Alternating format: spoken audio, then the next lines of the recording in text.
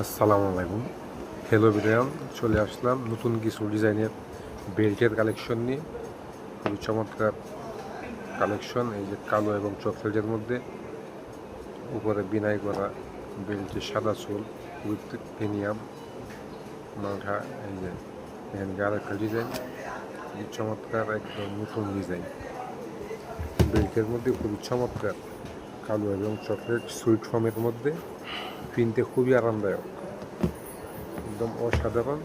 পশ্চিমা full guarantee, একদম safe রেটের মধ্যে, সীমিত দাম।